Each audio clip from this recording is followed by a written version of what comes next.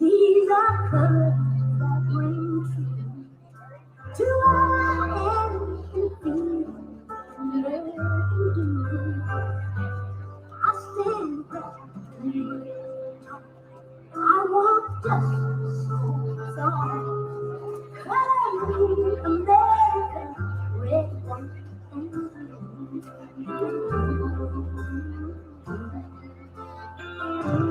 I see red spilling red blood on our streets. I feel blue, breathing something that breathes. But the one, the light of love, God's own spirit, lifts us up and hands to us. Oh, sweet freedom, in our land, in our love, and that peace and beauty fill our hearts anew. And may we all stand up for you. May our thoughts and deeds be true. Every word of your stripes. I am red, white, and blue. These are colors that bring truth to our love and feel, see and do. Oh, I stand proud, free and tall. I want justice for us all. America, red, white, and blue.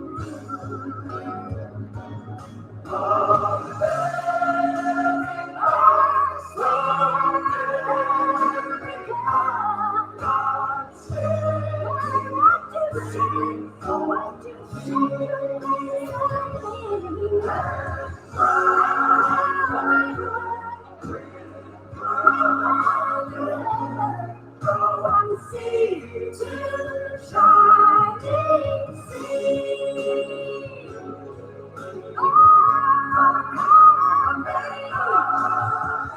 Come on, be a red,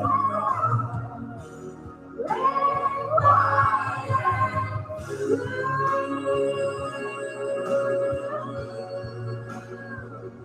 Come be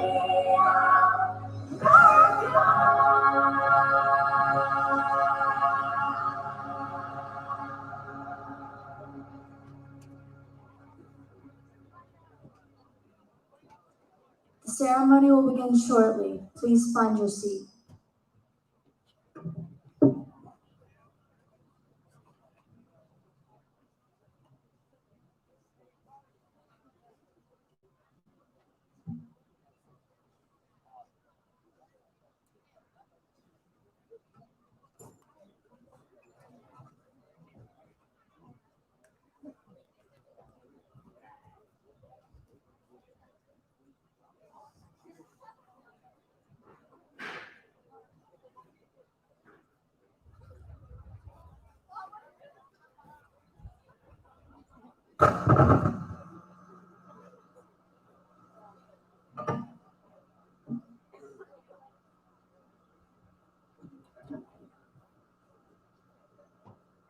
If we could turn the volume down just a bit up there in the press box.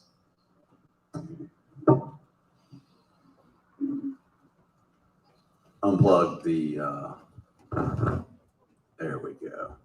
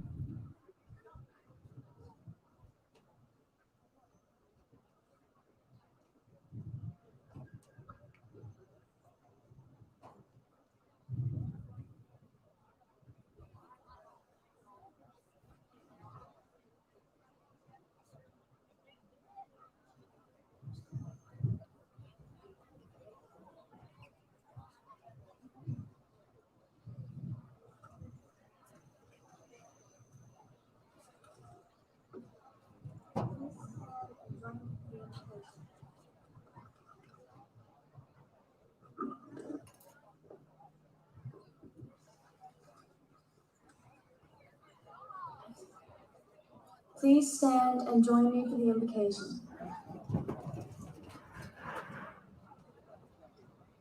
There are many times when Jesus addressed fear when he was on earth.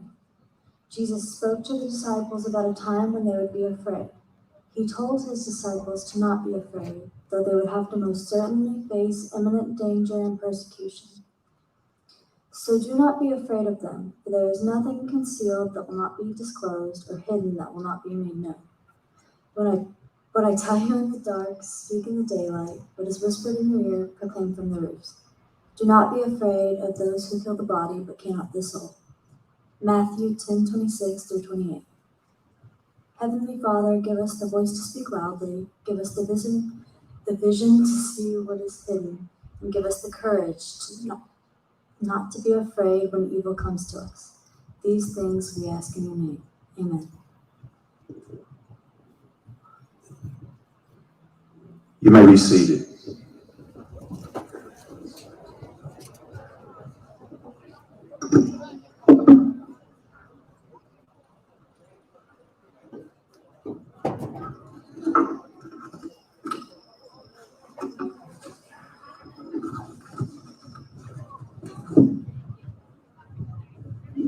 On behalf of the Avery County High School Junior ROTC Viking Battalion, we would like to thank you for attending today's September 11th Remembrance Ceremony. We would like to extend a special note of gratitude to our distinguished guests in attendance today. Members of the County Commission, County Manager Philip Barrier, Sheriff Kevin Fry, and members of the law enforcement community, Fire Marshal Paul Buchanan, and members of the emergency services community, members of the Board of Education, Superintendent Dr. Dan Brigman, and employees of the Avery County Schools. And a special thanks to our Principal Ricky Ward, our teachers and staff, and students in attendance today. Tomorrow will mark the 20th anniversary of one of the most solemn days in American history. To our students, you were not even born yet on September 11th, 2001. But we hope to impart on your conscience the impact of the events of that day and prompt conversations with your parents, family, friends, and neighbors of what it meant that day 20 years ago when our nation was attacked. To many of our staff and faculty, visitors, guests, families, the morning of September 11th, 2001 changed the trajectory of our lives. Some were called to join the military and take the fight to the enemies of our nation. If you or a member of your family has served their nation in the military since the events of 9/11, will you please stand and be recognized?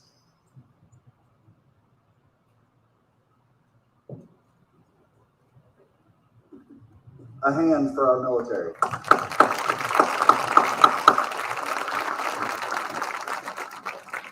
Thank you.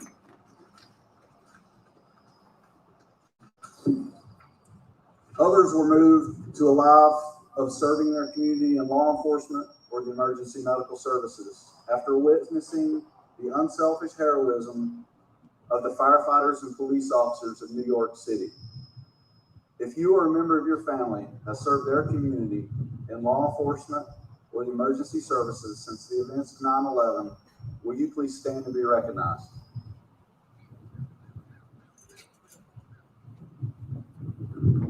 A hand for our law enforcement, firefighters, and emergency medical personnel.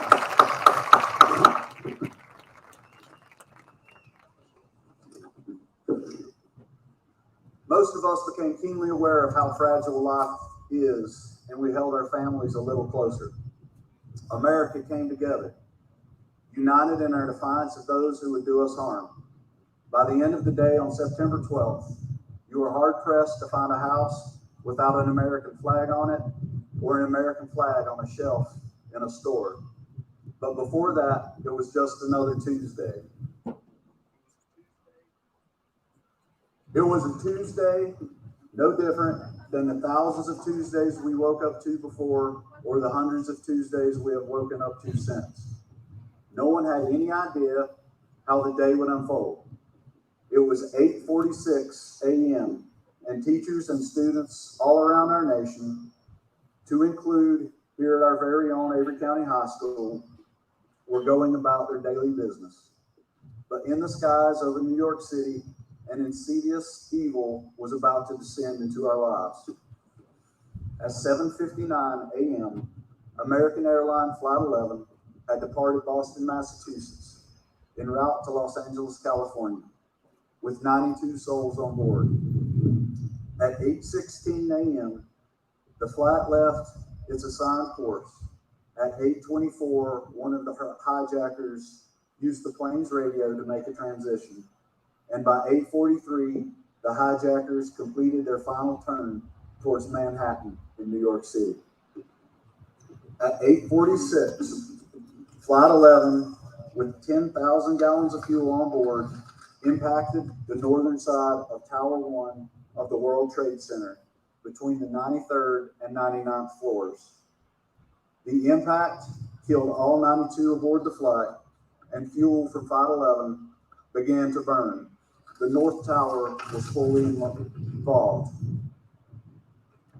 At 8:15, another plane en route to Los Angeles, United Airlines Flight 175, departed from Boston with 65 souls aboard. Between 8:42 and 8:46 a.m., hijackers took control of the cockpit, and the plane deviated from its assigned course. At 9:03, the World Trade Center, Flight 175, descended and flew nose first into the southern side of the tower, impacting between the 77th and 85th floors, carrying over 9,000 gallons of fuel. It immediately burst into flames, and the South Tower was now also fully involved. Both towers were burning, and in the North Tower, any means of escape had all been destroyed. All stairwells and elevators from the 92nd floor to the 99th floor and up were rendered impassable, killing or trapping over 1,000 innocent people. Hundreds were killed instantly at the impact zone. The rest were trapped and died from the subsequent or fell to their death in an attempt to escape it. In the South Tower, one stairwell remained intact and allowed a small number of people to escape from above the impact zone. While most ran to escape the unfolding tragedy, law enforcement, firefighters, and emergency medical personnel ran to it. The New York City Fire Department deployed over half of its department to the World Trade Center, supplemented by off-duty firefighters and emergency medical technicians. The New York Police Department sent its emergency service units and Port Authority police to assist. It would become and remains the single deadliest incident for firefighters and law enforcement in the history of the United States, with 340 firefighters and 72 police officers killed. With fire and emergency and medical personnel searching and assisting others to safety in the South Tower, it burned for 56 minutes before its collapse at 9:59. In total, 630 innocent people died in the South Tower. 30 minutes later, again with fire, emergency, and police personnel searching and assisting others to safety, the North Tower burned for 102 minutes before collapsing at 10:28. In total, 1,344 innocent people died in the North Tower. Our math teacher, Mr. Andrews, was teaching his first period geometry class when the then CTE teacher, Mr. Harden, walked into his class and announced, "A plane just flew into the World Trade Center and it's on fire." Our chorus teacher, Miss Watson, was a student in Miss Andrews' first period chorus class when she first heard the news a plane had crashed into the World Trade Center. Unsure of what was happening, The day went on as scheduled before going to second period, where her teacher had turned on the TV. Our English teacher, Missy Lyons, was teaching her class when teachers were told to turn on their television. She recalls every student in her class watching solemnly as their world fell apart. Not a word was spoken. Everyone was in shock. 20 years ago, one a teacher, one a student, in two different classrooms shared the same story. Televisions were on in virtually every classroom as everyone watched the second plane impact Tower 2 on live television. Mr. Andrews remembers the sorrow and misbelief that everyone had. Mark Parlier was teaching in room 403 with no live television. The library was recording the news 10 minutes at a time so that students could watch events unfold in classrooms that had no live television. Mr. Parlier recalls, any plans for the day seemed unimportant compared to the events taking place in New York City. And Arnett, our Board of Education and Superintendent's Office Assistant at Central Services, was a sophomore here at Avery County High School. She was unaware of anything taking place that day when she was walking down the hall and passed a former teacher of hers and saw that she was sobbing. Miss Arnett remembered feeling so sad and thinking something in her life must have been really tough at that time. She continued on to class where she saw Mrs. Glenn Clark, the horticulture teacher, rolling a TV on a stand into the classroom. As others were trickling in, Mrs. Clark told everyone, something very sad has just happened, and she wanted to put the news on so they could watch what was happening. As the live news was showing the videos of the first tower on fire, everyone was completely silent. Shocked and confused, with expressions on their faces that asked the question how something like this could happen.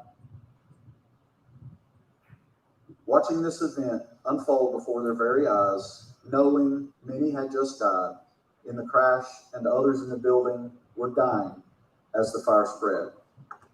Black smoke was billowing out of the building. People were screaming for help, waving things out the windows in hopes of getting a would-be rescuer's attention. At this point, no one, not even the media, understood what was happening. The class thought it was a horrible accident. While the news was airing live, her class watched in horror as another plane hit the second tower. At this moment, everyone realized something bigger was going on here.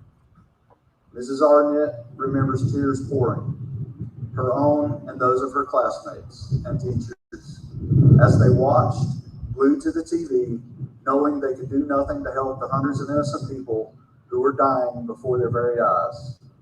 And just when they thought it couldn't get any worse, they watched in horror as the towers fell to the ground. Mrs. Arnett says the TV images she watched in Mrs. Clark's classroom that day are ingrained in her mind even to this day. It is a moment in time she will never be able to forget. We would like to now have a moment of silence in remember of the 1,344 innocent lives lost as the result of the murderous acts of evil when American Airlines Flight 11 impacted into the North Tower of the World Trade Center at 8:46 a.m. on September 11th, 2001. Please stand with me now and take this time to reflect on the lives lost.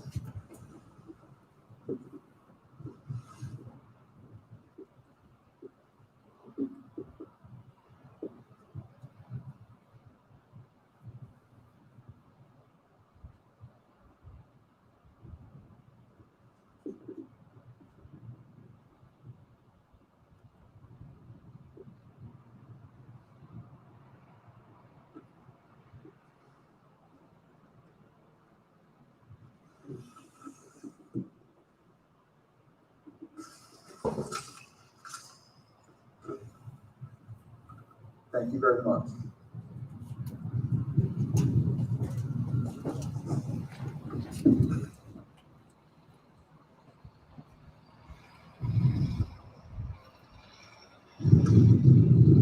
Meanwhile, American Airlines Flight 77, scheduled to fly from Washington Dulles Airport in Virginia en route to Los Angeles, California, took off at 8:20 a.m. with 64 souls aboard. The last normal radio communications from the aircraft to air traffic control occurred at 8:50. At 8:54, the plane began to deviate from its normal assigned flight path and turned south. 2 minutes later, at 8:56, the hijackers set the flight's autopilot on a course heading east towards Washington, D.C. At 9:29, the hijackers disengaged the autopilot and took manual control of the plane as it approached Washington, D.C., turning and descending rapidly. 5 miles west-southwest of the Pentagon, it made a 330-degree spiral turn clockwise. At the end of the turn, it was descending through 2,200 feet, pointed at the Pentagon in downtown Washington. The hijackers advanced the throttles to maximum power and dove toward the Pentagon. While level and above the ground and seconds from impact, the windows clipped 5 street lampposts and the right wing struck a portable generator, seconds before smashing into the Pentagon. Flight 77, flying at 530 miles per hour, impacted the western side of the Pentagon in Arlington County, Virginia, just south of Washington, D.C. at 9:37. The plane hit the Pentagon at the first floor level, taking 0.8 of a second to fully penetrate 310 feet into the 3 outermost rings of the building's 5 rings and unleashed a fireball that rose 200 feet above the building. The impact killed all 64 people on board, as well as 70 civilians and 55 military personnel working in the Pentagon. The U.S. Army suffered 75 fatalities, while the U.S. Navy suffered 42 fatalities. Lieutenant General Timothy Maude, an Army Deputy Chief of Staff, was the highest-ranking military officer killed at the Pentagon. Also killed was a retired Rear Admiral Wilson Flagg, a passenger on the plane. These cowardly terrorists had not only attacked innocent civilians working in a business center, but had their aim on civilian and military leadership at the National Mission Command Center, possibly trying to cripple both our financial and military infrastructure. It did not work. During a press conference held inside the Pentagon at 6:42 p.m., less than 12 hours after the Pentagon had been hit, the Secretary of Defense announced, "The Pentagon is functioning. It will be in business tomorrow." Pentagon employees returned the next day to the offices not impacted by the attack. But there was still more to come. As United Airlines Flight 93 departed Newark, New Jersey, en route to San Francisco at 8:42 a.m. At the time Flight 93 became airborne, Flight 11 was 4 minutes away from impacting the North Tower, and Flight 175 was being hijacked. Flight 77 was climbing normally and was 9 minutes away from being hijacked. By 9:02, 1 minute before Flight 175 hit the South Tower, Flight 93 reached its cruising altitude of 35,000 feet. The hijacking began at 9:28. By this time, Flights 11 and 175 had already impacted the World Trade Center, and Flight 77 was within 9 minutes of striking the Pentagon. Evidence is that they attacked the pilots by at least 9:28, because the flight dove dramatically at that point, 680 feet in 30 seconds. Of the 4 aircraft hijacked, Flight 93 was the only aircraft that broadcast a distress call. It is likely that because the pilots had been warned of the World Trade Center hijackings and to be aware of a cockpit intrusion, when they came under attack, they may have purposely keyed the microphone so the struggle might be overheard by air traffic control. Passengers and crew began making phone calls to officials and family members starting at 9:30. The passengers and crew made 35 air phone calls and 2 cell phone calls from the flight. 10 passengers and 2 crew members were able to connect, providing information to family and friends and others on the ground. Flight attendant Sandra Bradshaw called her husband at 9:50. On the phone with her husband, she said, "Everyone is running up to first class. I gotta go. Bye." Another passenger told a phone operator that he and a few passengers were getting together and planning to jump the hijacker with the bomb. The passenger recited the Lord's Prayer and the 23rd Psalm to the operator as others joined in. The passenger requested the operator, "If I don't make it, please call my family and let them know how much I love them." After this, the operator heard muffled voices and the passenger answering, "Are you ready? Okay, let's roll." The passenger revolt on Flight 93 began at 9:57. The plane left its Washington, D.C. course after the passengers revolted and the hijackers began maneuvering the plane violently in response. Passenger Cece Lyles called her husband from a cell phone and told him the passengers were forcing their way into the cockpit. The hijackers began to roll the airplane left and right to knock the passengers off balance. The cockpit voice recorder captured the sounds of crashing, screaming, and the shattering of glasses and plates.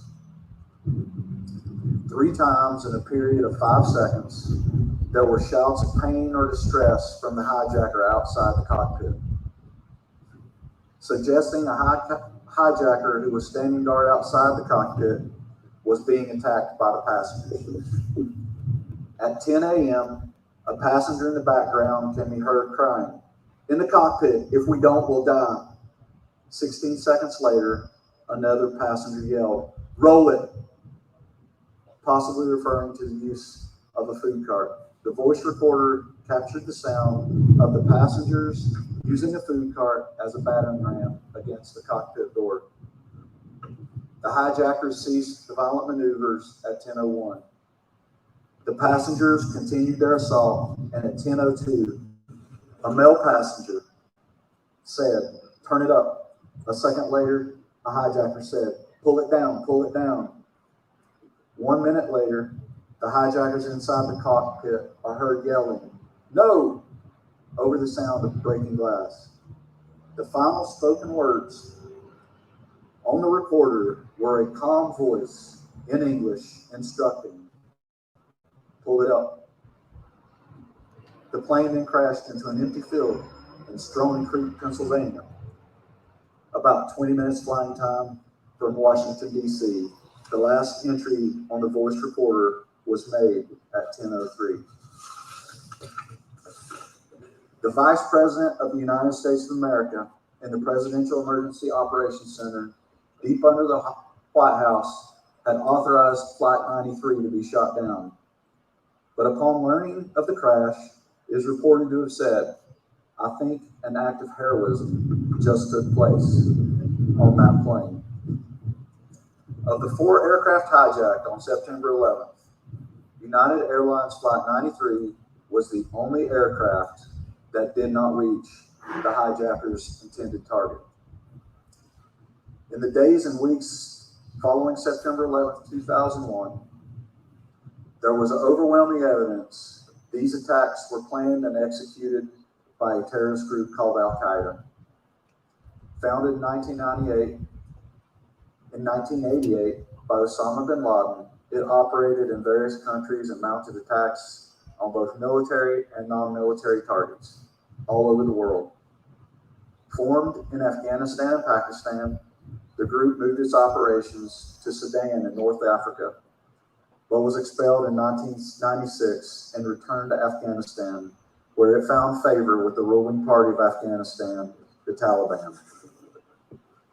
In the immediate aftermath of the 9/11 attacks, we responded and began to prepare our armed forces to overthrow the Taliban, which was harboring Al-Qaeda. We offered Taliban leader Mullah Omar a chance to surrender bin Laden and his top associates. President Bush announced, "We know he's guilty, turn him over." British Prime Minister Tony Blair warned the Taliban, "Surrender bin Laden or surrender power." Soon thereafter, the U.S. and its allies invaded Afghanistan, and together with the Afghan Northern Alliance, removed the Taliban government as part of the war in Afghanistan that persisted until only weeks ago, the longest war in American history. In 2011, Osama bin Laden, the man responsible for Al-Qaeda and its attacks on September 11th, was killed by an American assault on his compound in Pakistan. In a war that spanned almost 20 years, more than 2,300 American servicemen paid the ultimate price, and a further 20,000 were wounded in action in the war in Afghanistan. On September 11th, 2001, America was attacked by a cowardly terrorist group who sought only to seek and destroy the institutions that guide us in our way of life. And while it cost 2,977 innocent lives that day, and more than 2,300 of America's finest young men and women since then, it has failed. America still stands. And while it may not be perfect, it is still the flagship for freedom worldwide, thanks to the servicemen and women, law enforcement officers, firefighters, emergency medical personnel, and everyday citizens who have stepped up to take the mantle since that day 20 years ago. We would now like to have a moment of silence in remembrance of the 630 innocent lives lost as a result of the murderous acts of evil when the United Airlines Flight 175 impacted into the South Tower of the World Trade Center at 9:03 a.m. on September 11th, 2001. Please stand with me now and take this time to reflect on the lives lost.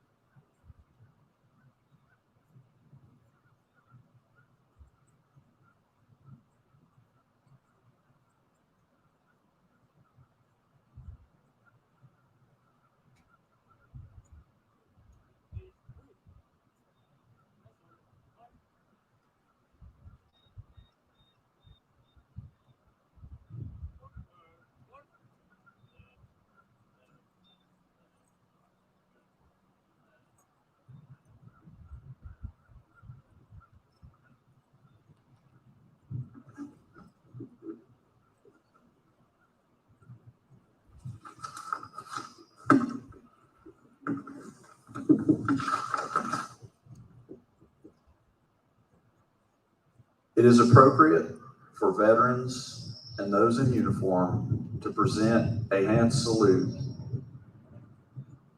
and for others to place their right hand over their heart after removing their headgear upon the playing of the first note of the national anthem.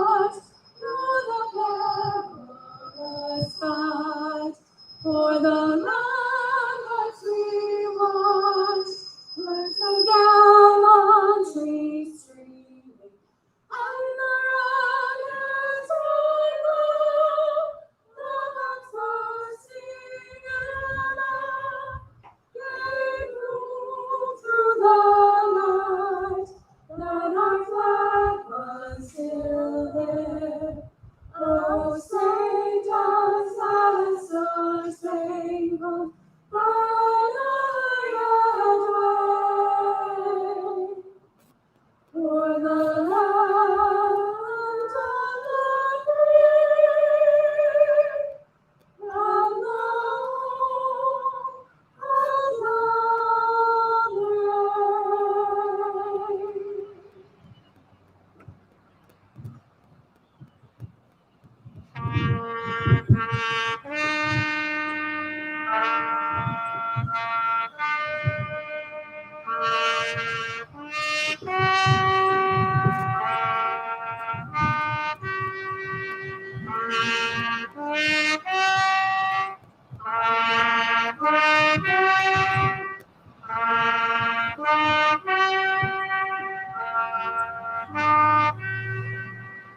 brave?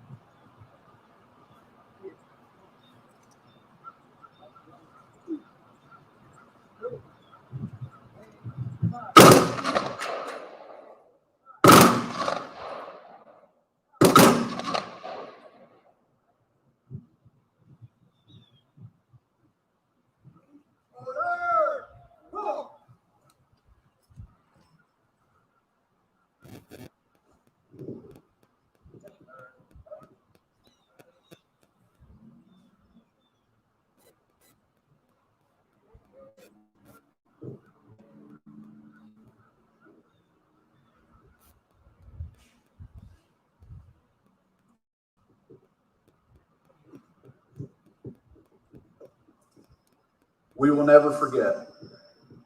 We would like to thank you for your attendance today. This makes my heart. This makes me so proud to be a part of Avery County. I just want to say that. This concludes our ceremony.